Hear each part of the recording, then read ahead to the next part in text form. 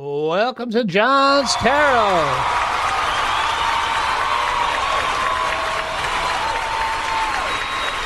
Thank you very much. I hope you're all having a good week and things are developing well for you in today's challenging world. Today I'm going to do something a little different. I'm going to talk about the Tao. What is the Tao? I've heard you talk about the Tao a little bit. What is the Tao? I have a little presentation I prepared, and it's a little lecture on the Tao. You know, the funny thing about talking about the Tao is the more you talk about it, the less you know. The Tao always says, those who speak do not know, those who know do not speak. But I'm going to talk a little bit about the Tao and some of my experiences with it. And I hope you enjoyed my little prepared experience. So let me go ahead and begin. Let me go ahead and begin with this. Today, I want to talk about a book that has had a significant influence on the way I understand life, the Tao Te Ching. Before I talk about my own experience with it, I thought it might be useful to spend a few minutes looking at where this remarkable little book came from. The Tao Te Ching, sometimes written Tao Te Ching, is traditionally attributed to a mysterious figure named Lao Tzu. The name itself can be translated roughly old master or the old boy. According to tradition, Lao Tzu lived sometime around the 6th century BCE and worked as an archivist or keeper of records for the Zhou royal court. There is even an ancient tradition that Lao Tzu and Confucius met. Whether any of that actually happened, however, is difficult to establish. Modern scholars generally believe that the Tao Te Ching developed over a period of time and reached something close to its present form during China's Warring States period, probably around the 4th or 3rd centuries BCE. Lao Tzu may have been a historical person. He may have represented several teachers whose sayings were eventually collected together. Or he may have become the legendary embodiment of a much older tradition of Chinese wisdom. We simply don't know. But we do know that this is a very old book. Ancient manuscripts discovered in China demonstrate that portions of the Tao Te Ching were already circulating more than 2,000 years ago. And somehow this very small collection of writings survived. For something to survive for that long, it must have great value. The Tao Te Ching contains 81 short chapters. Some are only a few sentences long. The title itself gives us some indication of what the book is about. Tao is usually translated as the way. T is more difficult. It can mean virtue, integrity, inner power, or the natural quality that emerges when something lives according to its own nature. And Ching means something like classic or authoritative text. So we might loosely translate Tao Te Ching as the classic way, the classic of the way and its virtue. But even that translation immediately presents us with a problem. Because what exactly is the Tao? Lao Tzu answers that question in the very first chapter, and his answer is essentially, if I can completely explain it to you, it isn't the Tao. The famous opening tells us, the Tao that can be spoken of is not the eternal Tao. And I have always found that fascinating. Before the book teaches us anything, it warns us about the limitations of our own concepts. Whatever definition we create is not reality itself. The map is not the territory. The Tao isn't exactly God. It isn't simply nature. And it isn't a set of commandments telling us how we're supposed to behave. It's something more fundamental. It's the underlying way through which things naturally unfold. We can observe it in nature. We can observe it in other people. And perhaps most importantly, we can observe it operating with our own lives. One of the central ideas associated with Taoism is called Wu Wei. It is frequently translated as non-action, but that translation can create the wrong impression. Wu Wei doesn't mean doing nothing. It means something close to not forcing, acting without unnecessary interference, recognizing the nature of the situation and responding appropriately rather than constantly trying to impose our will upon it.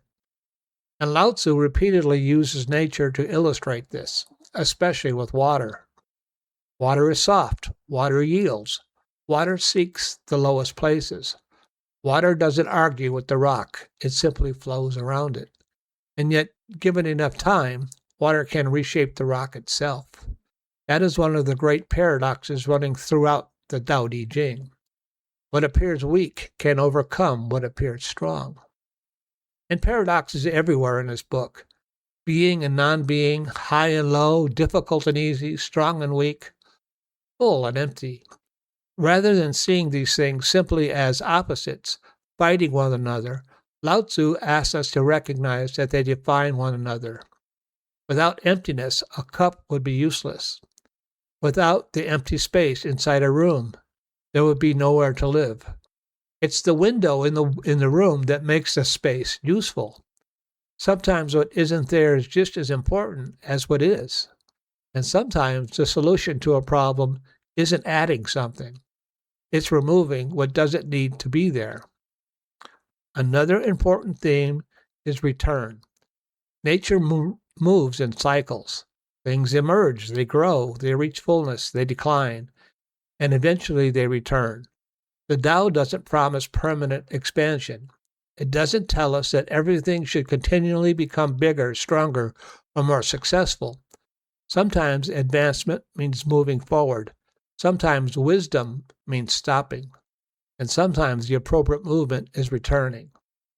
There is a rhythm to things, and much of the wisdom of the Tao involves learning to recognize that rhythm rather than fighting against it.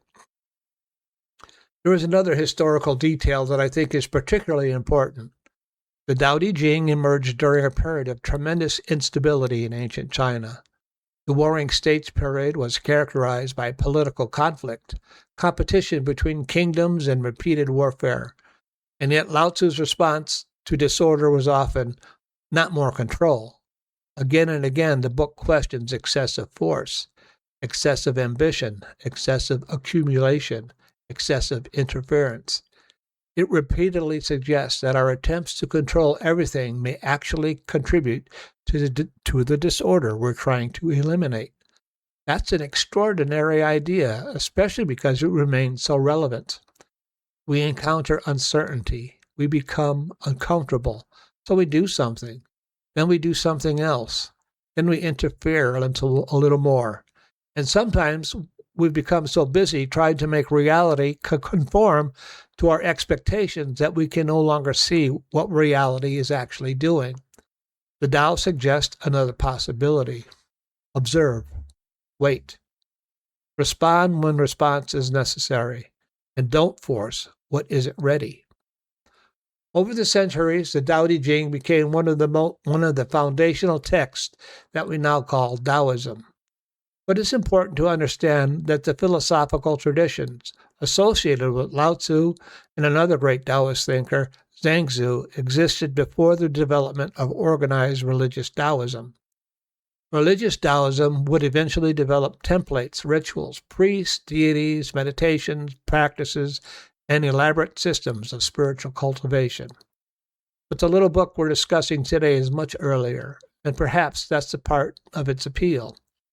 You don't have to become a Taoist to read the Tao Te Ching. You don't even necessarily have to believe anything. You can simply observe. Does this principle describe something I can actually see? Does water behave this way? Do people behave this way? Does forcing a situation sometimes make it worse? Does waiting sometimes allow something to resolve itself? Do things naturally move through cycles of growth and decline? And what happens when I begin to observe these same processes within my own life? And that is where I want to leave this history behind, because my interest in the Tao Te Ching isn't primarily academic. I didn't simply study this book. Over time, I began to use it, and that's an entirely different experience. There is a tremendous difference between understanding the statement, the Tao that can be spoken is not the eternal Tao, and encountering a situation in your own life where you suddenly understand what those words mean. There's a difference between reading about Wu Wei and discovering that the best response to a particular problem is to stop forcing an answer. There is a difference between reading about water and discovering that yielding isn't necessarily weakness. And there is a difference between reading that everything has its season and actually finding yourself in a period of your life when something has reached its natural conclusion. At that point, the Tao Te Ching stops being an ancient Chinese philosophical text. It becomes a lens, a way of looking at experience. And that has been my relationship with this little book.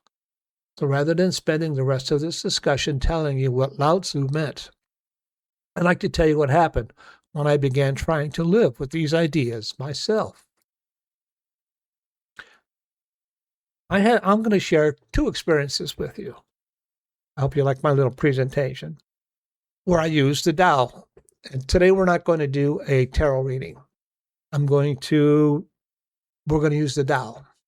One experience where I used Wu Wei, not forcing things.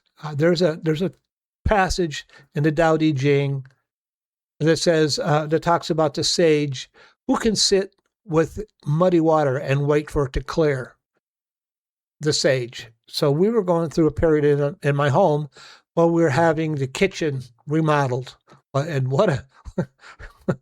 having contractors come and remodel your home, what a nightmare. And these guys were the worst. I mean, I'm not going to go through the whole thing, but the house was a mess. It was an absolute mess. And I had to tell these guys, you got to go.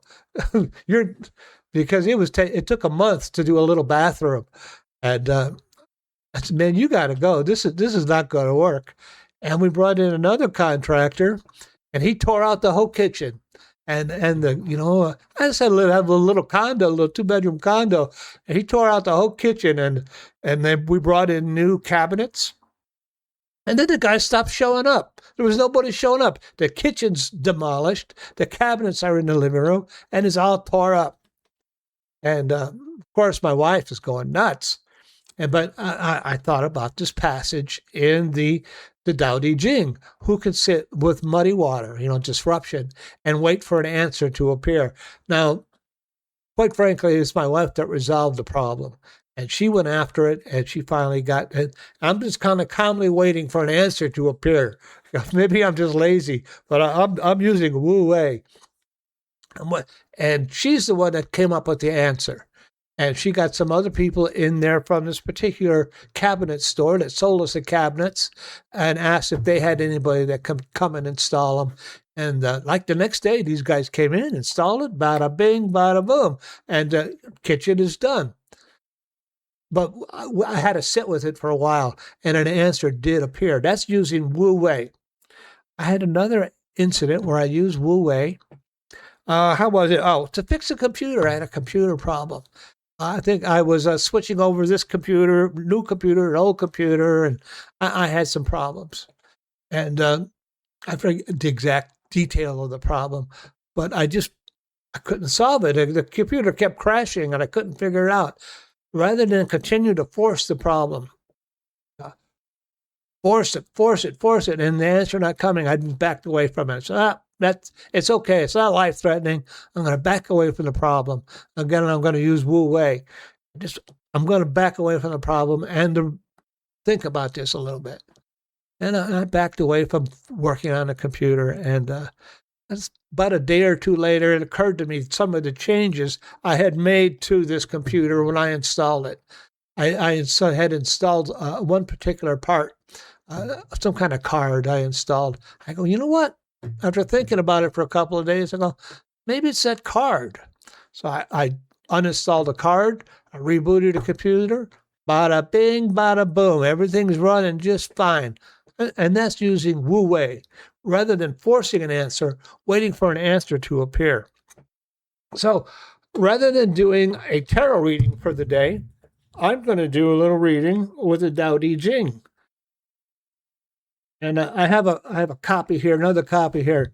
So, what would be an appropriate Tao Te Ching reading for today? The Tao of Power. And I come up with hexagram. It's not a hexagram. It's number 12.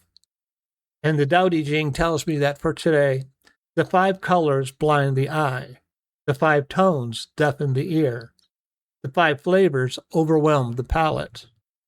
Fancy things get in the way of one's growth. Racing here and there, hunting for this and that, good ways to madden your mind, that's all.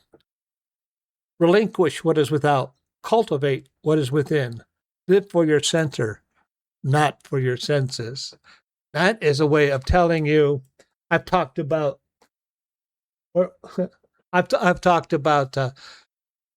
living for your center, not your senses. What makes you happy about yourself? What makes you function well in society? Don't worry about what they're telling you on television, that you got to have this. If you have a girlfriend like this, you'll be happy. If you have this car, you'll be happy. I interpret that as abandoning the philosophy of materialism and and my idea is living in the path of noble service. That's my understanding of it. But what is it in your life that makes you happy, that makes you feel good about yourself? And that is what the Tao Te Ching is telling you. Oh, I got a little bit, one more thing. The Tao is, it is the way of life. It is the way things move. And it is like, life is like a river. And the river is moving downstream. Using the Tao is like diving into the river. Now, you're going to swim with the current. If you swim with the current, all your actions tend to have the power of the river go with them. Or you're going to swim against the current. Using the Tao is like swimming with the current. And that is what the Tao will help you do. If you use the Tao Te Ching as a reflection, it'll help you understand how things work, how the flow of energy moves through a society and through a situation. So I'm going to go ahead and wrap this up for today. Goodbye, Professor Marvel, and thanks a lot. Well, it was my pleasure. I hope you enjoyed my little reflections on the Tao, and I hope you enjoy me next for the next podcast. Remember, have courage, find faith, be cool, be kind. And I'll talk to you all real soon. Okay, bye-bye.